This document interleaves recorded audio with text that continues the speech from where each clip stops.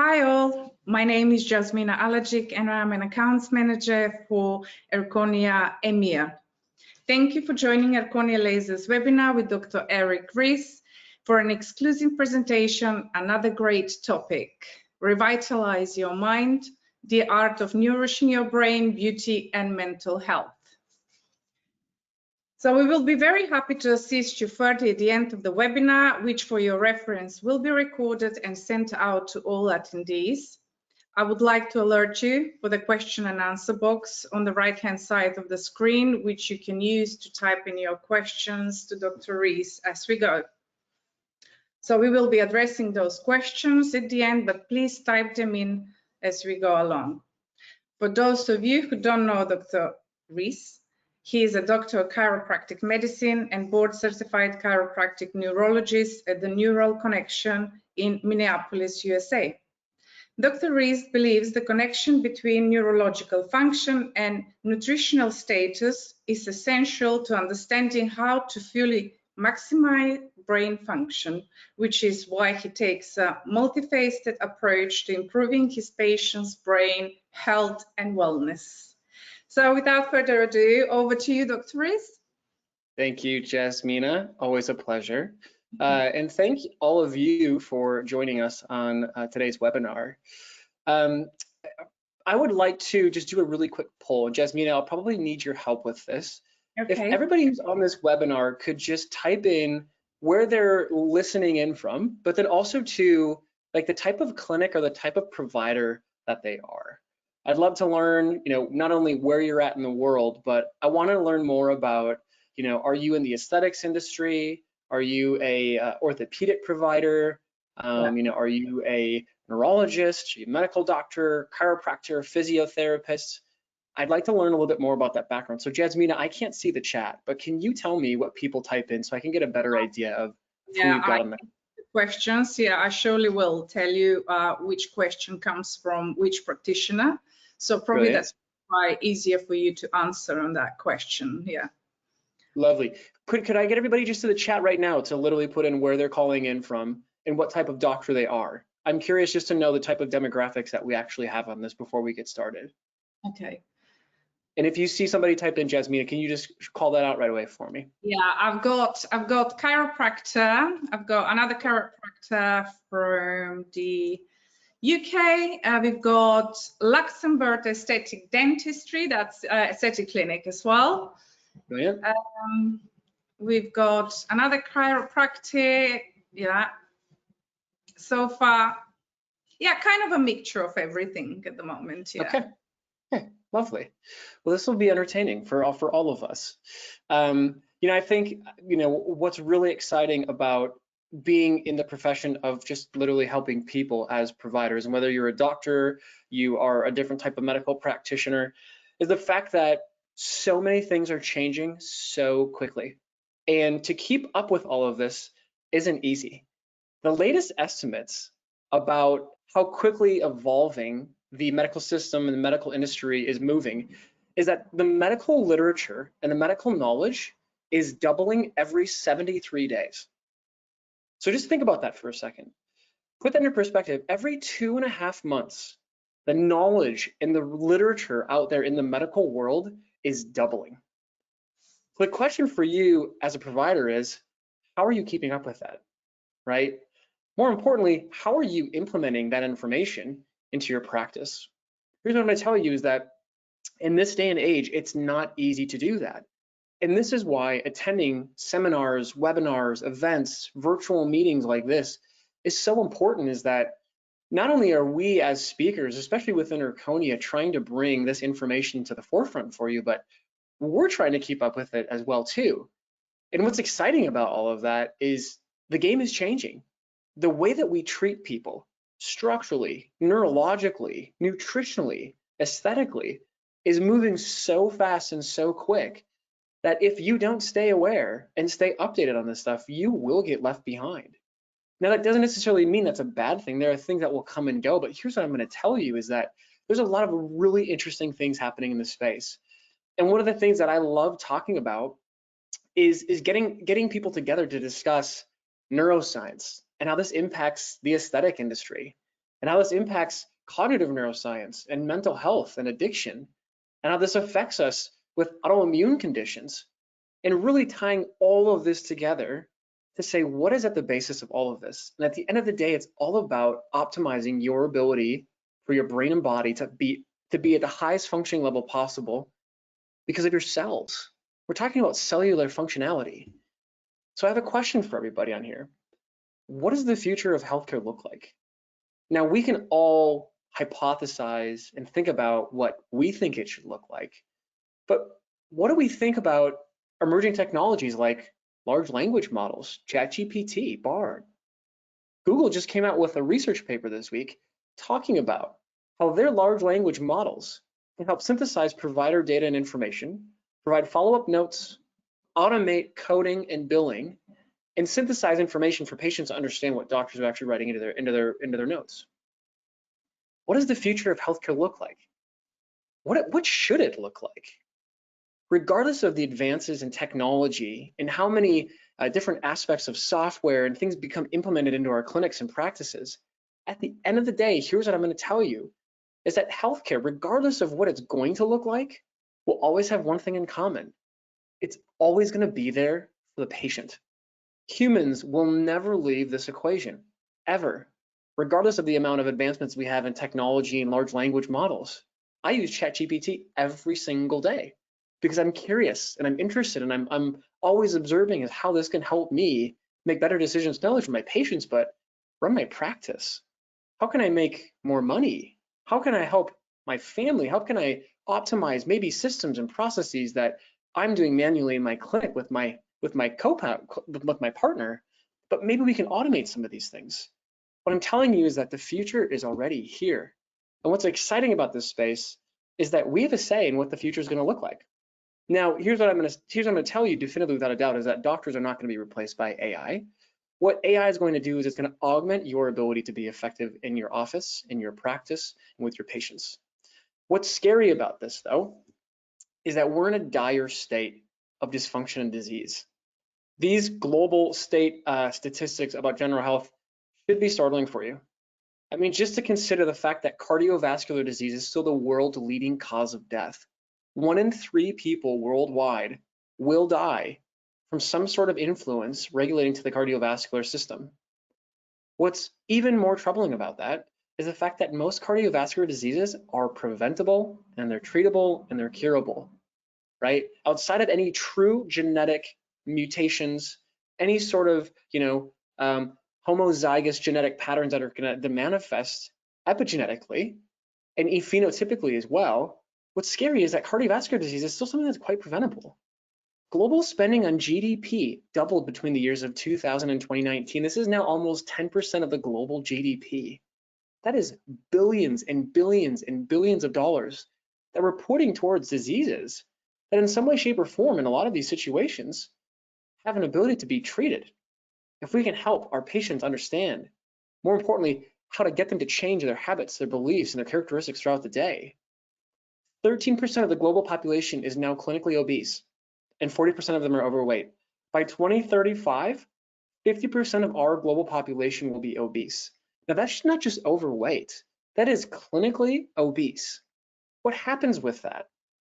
Think about what happens to their brains, to their bodies, to their metabolic systems. Our populations are living longer, but we're also living longer with disease.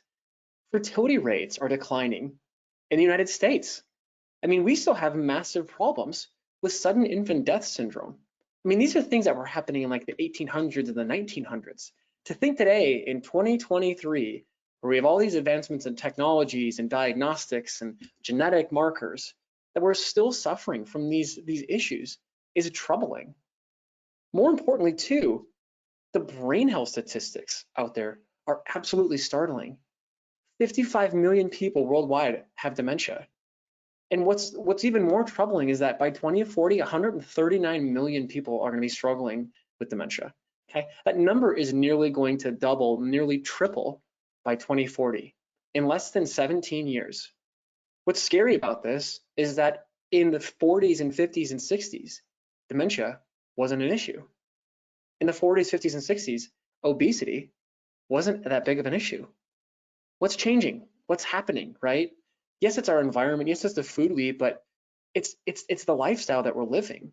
And as doctors, as providers, what can you do to instill this change in your patients? What can you do to provide them with the resources and support, but more importantly, the technology and the tools? We're going to talk about a lot of those things today. Sadly, depression is still the leading disability, the mental disability worldwide. What's even scarier is suicide is the fourth leading cause of death among 15 to 29-year-olds. Sadly, 1 in 4 men deal with not only suicidal ideation and thoughts, but young Caucasian males have the highest rates of suicide globally as well too. There's something going on. Not only on top of that too, neurodevelopmental disorders are rampant and becoming very prominent. What's scary about this is that this is truly the silent epidemic. We have to ask ourselves, what's going on? What's the underlying factor with all of this? Not only with us having dysfunction, but what's the centerpiece? What's the linchpin to all of these different components to, dare I say, aging? And here we have it, is the mitochondria. For those of you who follow David Sinclair's work, David Sinclair is a PhD researcher out of Harvard. And he put out not only a great book, and he's kind of all over the internet and the world talking about looking at aging no longer as this, prolonged issue that everyone's going to deal with later in their life, but what if aging was a disease? When you said aging is a disease, well, how does it change the context? Well, what if aging was something that was treatable? What if aging was preventable, curable? And some of the studies that he's doing in rats, we have to be careful with extrapolating, but here's what I'm going to tell you is that they can actually look at aging and they can reverse signs of aging. Things like gray hair formation, changes in your telomere length, different aspects of cellular messaging and signals that can occur. And what's beautiful about this is it's all based on the mitochondria. Well, what are our mitochondria? What do they do? We're going to talk about that, but any person who's looking into aging, and whether you're looking into longevity and biohacking, whether you're looking to get your elderly patients to move a little bit more, you're in the aesthetics industry trying to get people to look better, it's all the same. It's all looking at what are our mitochondria doing, and are there ways to help our mitochondria update our software? Our mitochondria are no longer just involved in producing ATP. This whole kind of context has created this new terminology called inflamm-ageing. And what we're really understanding is that inflammation really is the silent killer in nearly every single one of these pathologies that I've just talked about. Your mitochondria are involved in producing energy, but they're also involved in determining whether or not cells need to live or survive. They're involved in buffering different ions. They're involved in regulating inflammatory responses. They're involved in different hormonal and heme biosynthesis pathways. They're also involved in regulating our immune system. And this is where the literature is getting really interesting, is it chicken or egg? Does inflammation come before mitochondria become dysfunctional? Or do mitochondria become dysfunctional and cause inflammation? To be fair, we still don't fully know. But what I'm going to tell you is that in some shape or form, it doesn't matter. There are ways to optimize your patients and even your cellular processes to upregulate mitochondrial function. Because as we take a look at understanding these pro-inflammatory mediators that are involved with this inflammatory cascade, there are 3, if not 4, really specific markers that I want you to take away from this. C-reactive protein, interleukin-6, interleukin-1 beta, and fibrinogen. Now, what's unique about these is that you can run these on a standard blood panel. I can run a blood panel at my clinic back in the States, where I can do an interleukin-6, interleukin-1 beta, I can do an ESR, erythrocyte sedimentation rates, I can do a CRP, I can even run homocysteine. Now, these are all pro-inflammatory mediators that are really important for us, but interleukin-6 is one of the most important inflammatory markers here that we're going to talk about, because it is kind of like the mother or the father of all inflammatory markers. And what's really interesting with this is that there's a relationship between these pro-inflammatory mediators and accelerated aging, because they activate the immune system.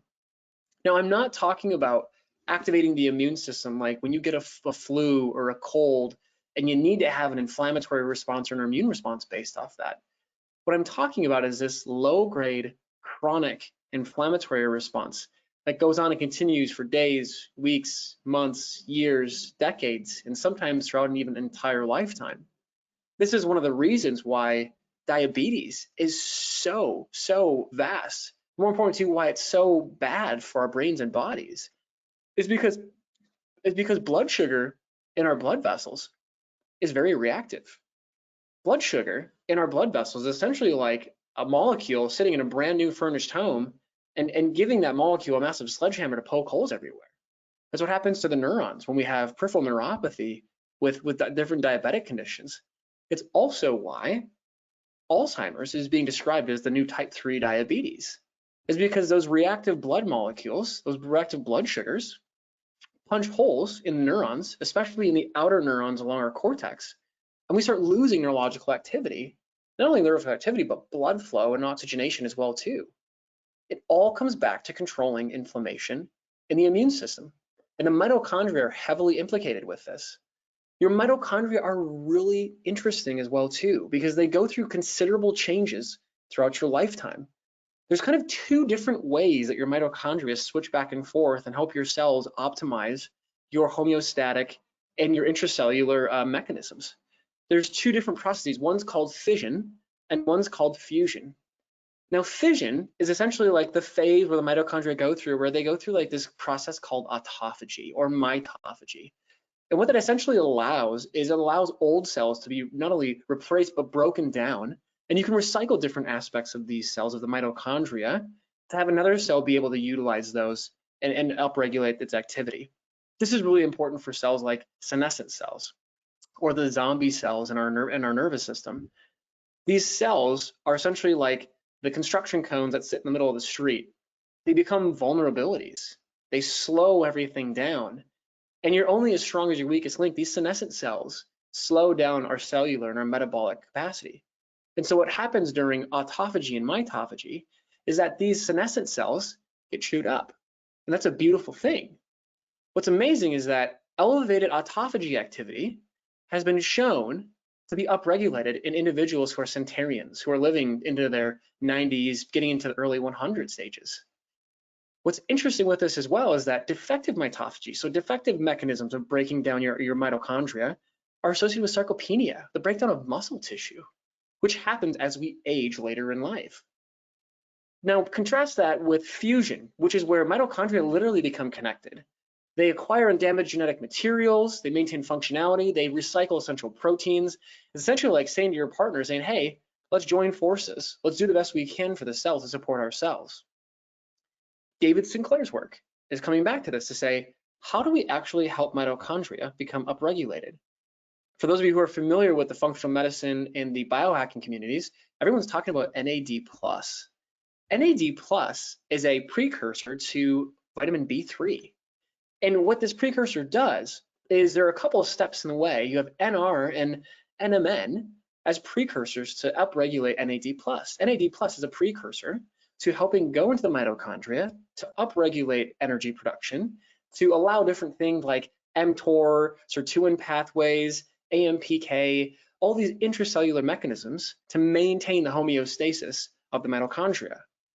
Now, everyone is talking about NAD+ supplementation or IV therapy.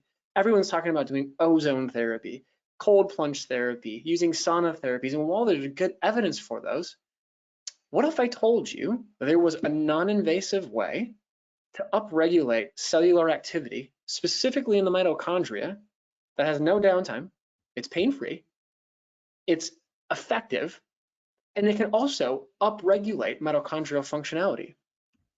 What I'm talking about is non-thermal low-level laser. Now, this is where a lot of the literature gets really interesting as well too, is because low-level laser can actually improve cellular functionality. It optimizes the stability of the mitochondria.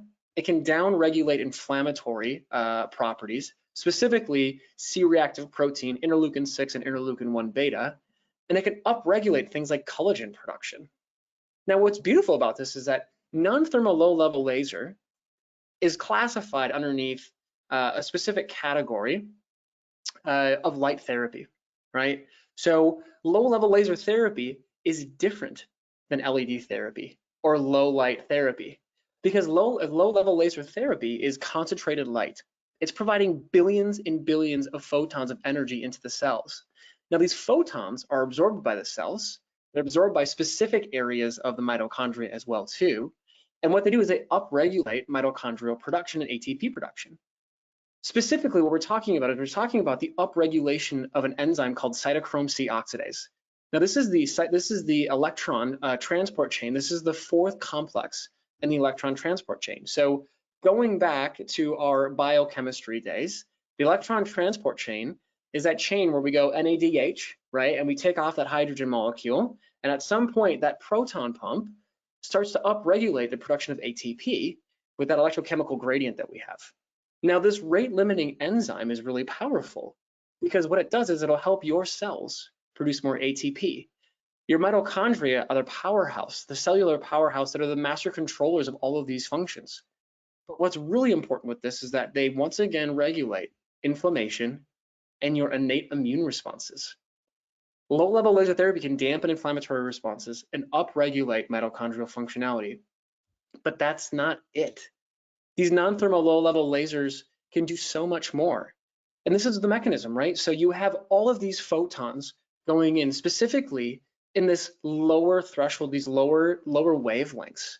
We're talking around like 600 to like 900, but even lower than that, there's an Arndt-Schultz curve that specifically has this threshold point of like 640, 630 nanometers for a red light wavelength. It's the optimal dosing for cells to be able to absorb as many photons as possible without having those photons being disseminated and not being used by the cell. And this is what it looks like, right? So we're shining a laser over the tissue. That tissue absorbs the photons. It goes and affects the cytochrome C oxidase on the mitochondrial cell. And what this does is this upregulates this fourth complex. It optimizes your ability to produce ADP. And as you know, ATP is one of the most powerful mechanisms and cellular mechanisms in our brain and body. Every single cell that you occupy or that your patient occupies will use ATP. Well, that's important. So why not use low-level laser therapy? Here's why it's so important for us. I use this in my office every single day. And I even have one at home as well too. I use the EVRL every single day on myself. Not because I want to, but because I feel like I have to.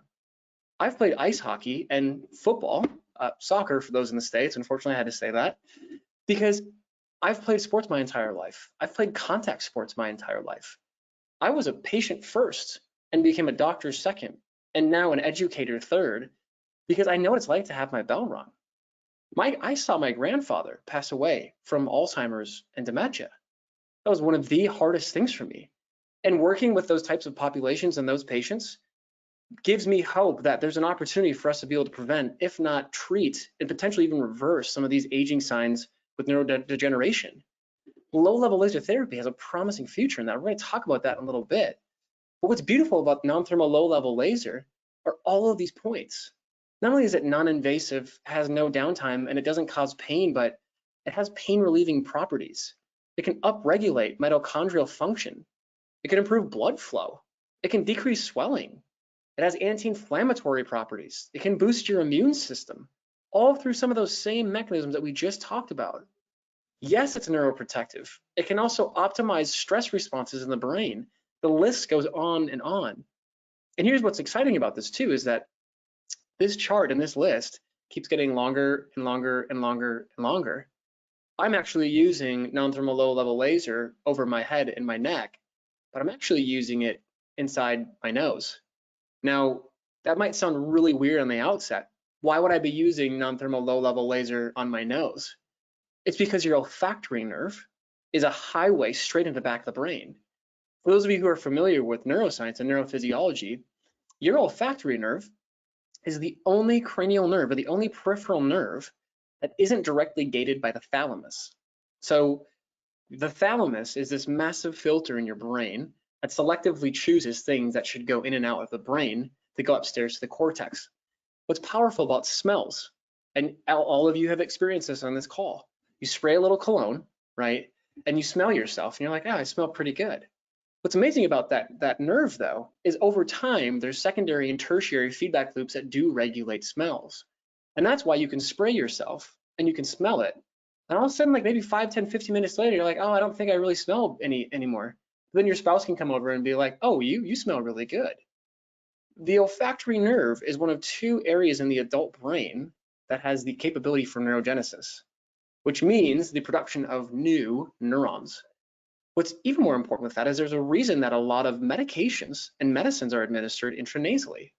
It's a fast track into the brain. And what I've been trying to do and trying to figure out, I have yet to do this with patients, but I'm doing it on myself, is to say, can I change inflammatory markers and blood tests by doing intranasal low-level laser? I don't know. What I'll tell you is the research is quite interesting, especially when we're talking about mental health. And here we are again, right? We're talking about mental health, we're talking about emotional health, but here's what we know with individuals who have mental health problems, is that they have higher levels of pro-inflammatory cytokines. Do any of these look familiar to you? Interleukin-6, tumor necrosis factor alpha, interleukin beta. And here's the thing, inflammation is the silent killer through and through. But how many providers out there actually know how to properly address it? Quick poll for everybody on this call. Where is ground zero for controlling inflammation in the brain and body? I want people to type this in the chat because I'm curious to hear the feedback. And Jasmina, I might need your help to see what everybody posts in there. I'd like to get maybe 1 or 2 answers at least to see what people are thinking. Where is ground zero for controlling inflammation in the brain and body? I'd love to hear a comment in the chat for me. Okay, I'm just waiting for the answers.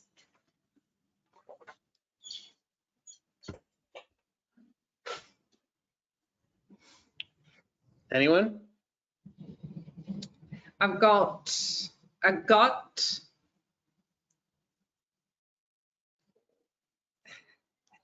Well, whoever put that one in is correct. Got Your gut. vagus nerve as well. What was the last one? Vagus nerve. Okay, interesting. I love that comment. Okay, So, anything else with answers?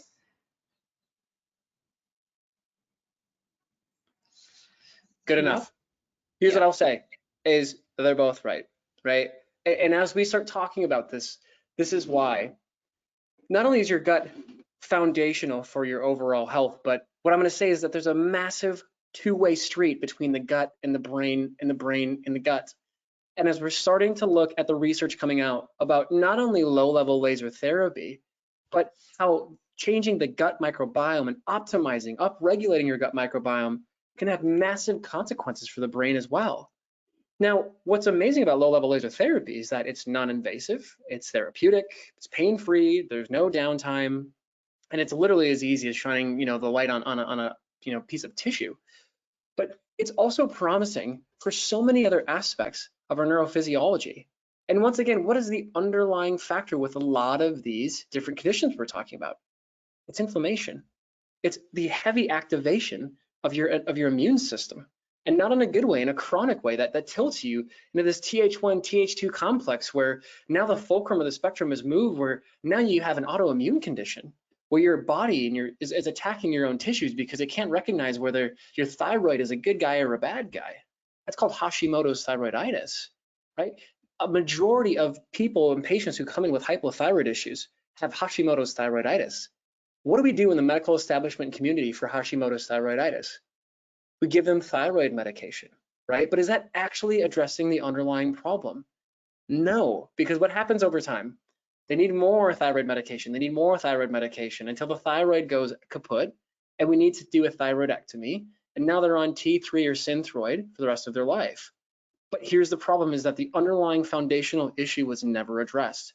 And that issue is gut dysfunction, immune dysfunction, uncontrolled inflammation. There's probably going to be a genetic predisposition in some way, shape, or form if they have an autoimmune condition. Usually there is, especially with females. But the problem is that this inflammatory cascade hasn't been addressed.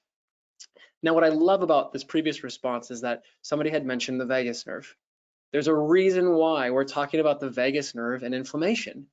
Your vagus nerve, your cranial nerve 10, provides an extensive input and output of networks of innervation from your guts, and essentially controls everything from your throat all the way down to the mid part of your belly button.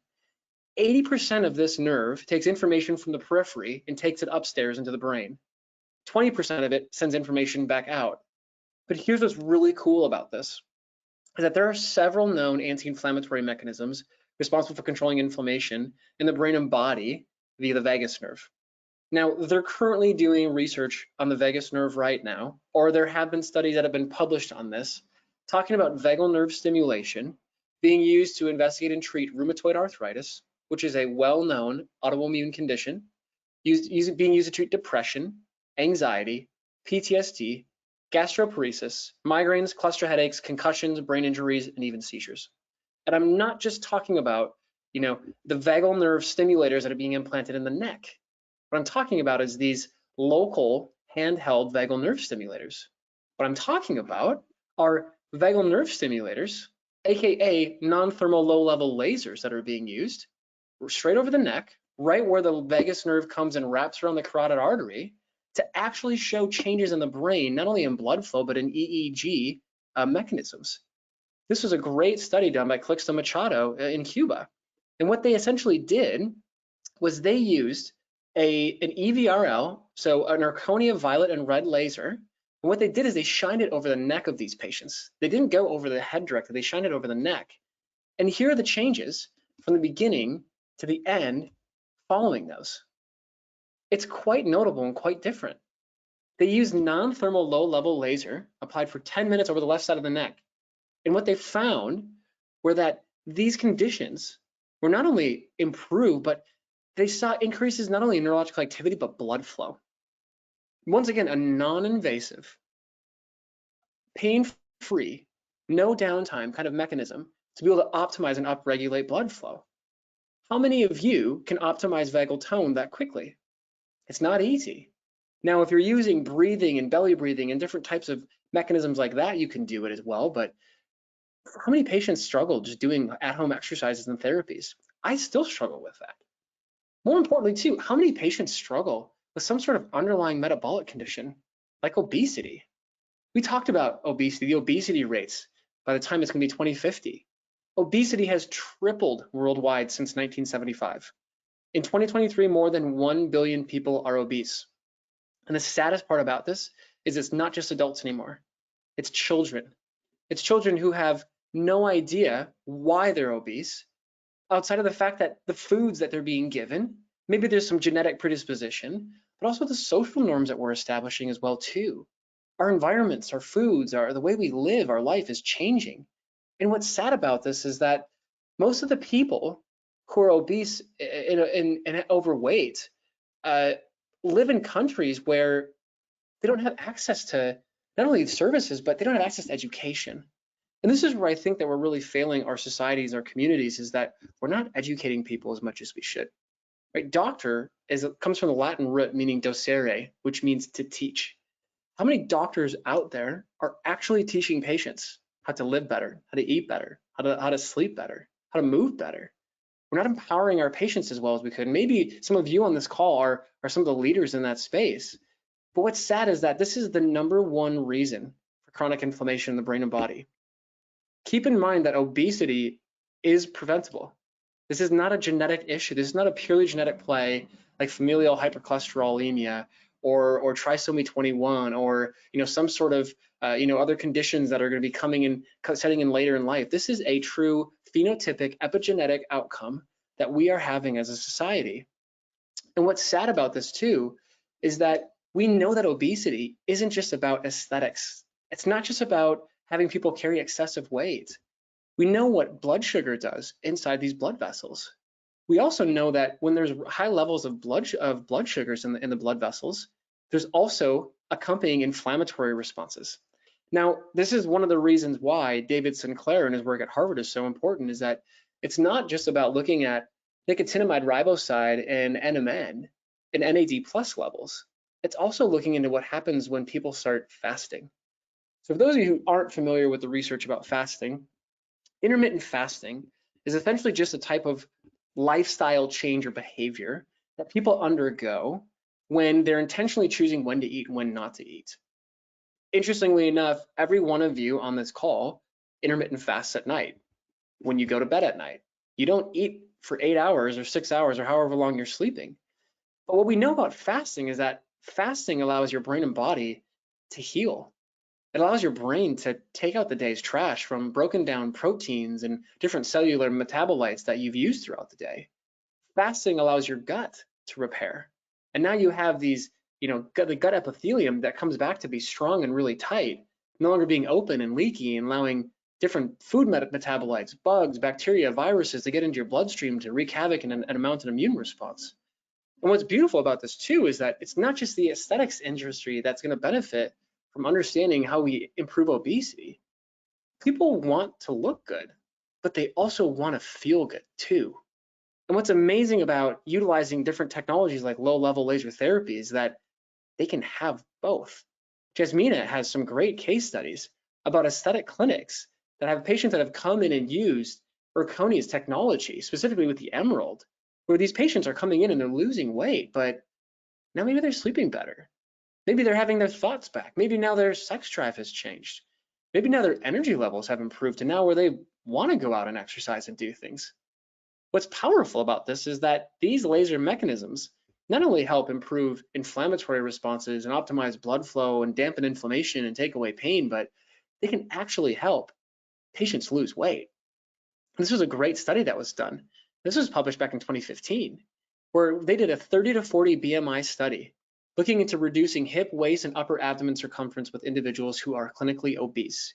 Erchonia has the only FDA clearance for this type of patient.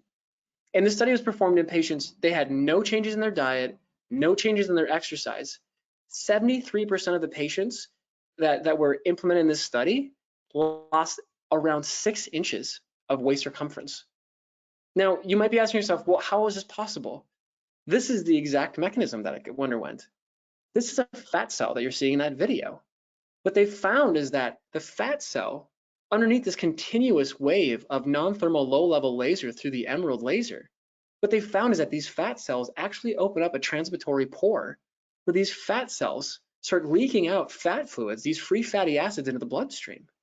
These free fatty acids are actually absorbed through the lymphatic system, and the lymphatic system immediately drains it and gets rid of it and eliminates it. What's beautiful about that is that it's non-specific. And so the first question you should ask is, okay, Dr. Reese, it sounds great in theory. We're losing weight over the belly, but how do I know those free fatty acids aren't going anywhere else? Maybe they're going to the liver, maybe they're going to the arms, the ankles, the legs. We did a study on that. And what they found is that not only were those fat cells not being redistributed, but when you do non-thermal low-level laser therapy with a continuous wavelength with the Emerald laser, what they found is that you actually had fat loss in other areas that the laser didn't even touch. Remember, your fat cells are endocrine cells. They're paracrine, right? They communicate between each other. They're autocrine. They communicate to other cells around in the area. And they're endocrine, meaning that they have feedback mechanisms with parts of your brain, your hypothalamus, right? These ghrelin and leptin feedback mechanisms as well are really important for us. Now, what's really crazy about this is that we've seen this over and over again. This is literally what these fat cells look like. This is a vastly different technology and mechanism compared to things like CoolSculpt. CoolSculpt is talking about killing off fat cells and freezing fat cells. But what happens with that? Not only do you have a ton of arterial and blood flow innervation in these fat cells, but you have a lot of pain receptors and C delta fibers, these neural fibers that are stuck inside these fat cells as well too. Ask anybody who's had liposuction before. It's a painful procedure. Not only is it painful, but it also too creates a lot of scarring. It creates a lot of collateral damage with regards to trying to lose weight and thin up and tone up these different areas. Well, what if you had a non-invasive way to optimize cellular functionality, to lose weight, and enhance cellular productivity and metabolism? What I'm going to tell you is that you do. And Erchonia's technologies have shown time and time again how powerful they are. I want to play this video for you guys because I think it's really important. These fat cells are literally almost just being squeezed, almost like a lemon or a melon. And what's amazing about that is that there's no pain, there's no downtime. What I'm going to tell you is that in the 4 weeks that they did this Emerald study, their results were far better than cryolipolysis, high-intensity focused ultrasound, radio frequency, and even a high-frequency, high-intensity laser done at 12 weeks. Okay, the highest millimeter loss was with the high-level laser at 44 millimeters, Erchonia's emerald eliminated 154 millimeters, almost 6 inches off the waist, hips, and upper abs. Now, don't take my word for it. You can read the research study, you can read the research paper. Here's what I'm gonna tell you though, the results speak for themselves. And we have endless case studies and testimonials and photos of clinics showing us that these patients, look at this is within 2 months. This is 8 weeks of therapy. Now, not only are you seeing changes in these individuals' physical makeup, but I'd love to see photos of their neurological makeup. I'd love to see pre and post tests of their neurochemistry, of their biochemical and their blood tests, the inflammatory markers that they're running, because I promise you, they're probably seeing improvements in that. Now, what's great about all of this? So I've just got one question from one of our attendees. Go for it. Can these help with the cholesterol? So probably it's referring to the emerald laser and the fat emulsification. Can that help with the cholesterol? So here's what I will say with that. I would say Erchonia. So I have to be careful with how. So I'll tell you my doctor answer is Erchonia doesn't have any clearances for stating that their lasers can help with cholesterol. But here's what I will tell you as a provider, talking provider to provider, is that if you take a look at cholesterol, what is cholesterol? Cholesterol is a secondary inflammatory metabolite that comes out in response to underlying inflammation, right? So, if you look at inflammation as the fire, cholesterol is the firefighter that comes to put that inflammatory response out. The problem is that in the 70s and 80s, we demonized cholesterol because we saw it in atherosclerosis and all of these conditions that were associated with cardiovascular risk. But cholesterol was just the response of the underlying inflammatory issue. Now, if you're looking at cholesterol as the bad guy, well, then you have to really take a look as the inflammation as like the mob boss, right? And so could I make a strong argument that utilizing non-thermal low-level laser could decrease inflammatory markers and inflammatory responses, which could secondarily decrease cholesterol? I can make a very strong argument for that. But what I can't say is that the non-thermal low-level lasers that Erchonia has produced can downregulate cholesterol because they don't have an FDA clearance for that. At least I'm not aware of that. I know that they're doing research on looking at underlying inflammatory markers and blood tests, but what I'm saying is as a clinician, would I use non-thermal low-level laser to help my patients who have high levels of cholesterol? Absolutely, because you're looking at an inflammatory response. Most of the time, a chronic, unregulated, low-grade inflammatory reaction, that's probably going to have negative consequences for the brain, for the body, for the gut, all of the above. And I think this is why, Jasmina, we're probably starting to see a lot more people who are in your Emerald clinics, who are using the Emerald, who are not only having weight loss, but once again, we're dampening inflammation. We're also having anti-inflammatory properties, and we're upregulating different cellular mechanisms with that as well too. So while I can't definitively say that cholesterol will be decreased by using low-level laser, I can make a very strong argument that using low-level laser to dampen inflammation could have a strong effect on dampening cholesterol from a provider and a clinician standpoint. I hope that answers your question. Okay, we'll say yes until proven otherwise. I haven't got any answer yet, but okay. All good. Thank you, Eric. You can continue now, please. Yeah, I'm close to my second to last slide here. So I wanted to just review this because I think this is a really powerful thing for us to leave off with, is that one of the reasons why I started using non-thermal low-level laser is that I'm a bit selfish. I wanted to use it on myself. I wanted to use it on my brain. I wanted to use it on my body. I wanted to use it on my gut because I want to live the best life possible. I also have a family. I have not only parents and siblings and nieces and nephews, but my wife and I want to start a family of our own. And so I want to be there for my children. I want to be there for my kids. I want to be there for the people that I care about. And so with my history of playing contact sports and just living life in general, I don't want to end up like my grandfather. That was one of the hardest, most difficult things for me to endure, and it changed my entire perspective on things. I've specifically only worked with complex neurological conditions my entire career. Concussions, brain injuries, strokes, chronic inflammatory responses, autoimmune conditions, you name it, I have seen it. And every single one of those patients I have utilized non-thermal low-level laser with, not because I've wanted to, but because I felt as though I absolutely had to. Because these patients, most of the time when they come into your office, they've seen other doctors, they've been to other clinicians, they've tried all the things. And how are you going to make a difference with your patients? What I knew with using non-thermal low-level lasers is that I wasn't going to hurt anybody. I knew that there was a lot of high-level research with it. And the reason that I started going with Erchonia is because they have all of the FDA clearances to back up their evidence and the talking points. And these points here alone were enough for me to say, listen, there's got to be something else here. It's non-invasive. There's no downtime, there's no pain. It can dampen inflammation. It can optimize the immune system. It's neuroprotective. It can alleviate pain. The list goes on and on and on. And as we start even uncovering more and more research, clinics here and hospital systems like Mayo are looking into more low-level laser therapies. You're going to start seeing more and more of these therapies come out into the real world because people are realizing how powerful light therapy, especially low-level laser therapy, can be. So I hope you're able to take away some information from this lecture today, because low-level laser is not just a one-trick pony. It can do all of these things, but the best part about that is you don't need to understand all of the underlying mechanisms. You don't need to know all of the pathways. You don't need to know all the specific wavelength inputs. All you need to know is that it works. And the easiest thing for you as a provider is that you can literally point and shoot this thing, and you know you're probably gonna have some sort of benefit for your patient. So I just wanted to leave you with this. I hope you're able to take away some information from today. If there are any questions, Jasmina, please feel free to spill them out right away.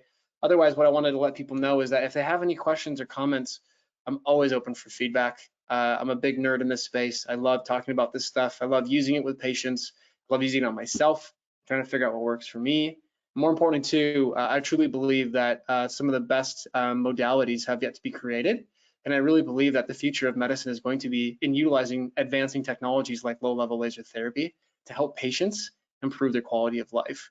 So thank you all for attending, and I hope you got some of your questions answered. Jasmina, do we have anything else that people are I've asking? just wanted to mention to everyone, just a reminder that Dr. Eric Rees will be having a workshop on the Saturday, the 30th of September, on longevity and brain health. So that will be at McDonald's Hotel in Windsor. The link will be sent out to everyone. So please do register, and we would like to see as many of you there. Yeah, I think that's it for now, Dr. Eric. Yeah, I would like to thank you for hosting this webinar and for everyone who has attended. A recording of this webinar will be sent out to all attendees, and also Dr. Eric's slides we will send out as well for you to have them with you. And yeah, thank you very much everyone for attending, and hope to see you soon at Windsor. Thanks, Jasmina. Thank you. Have a great evening. Bye.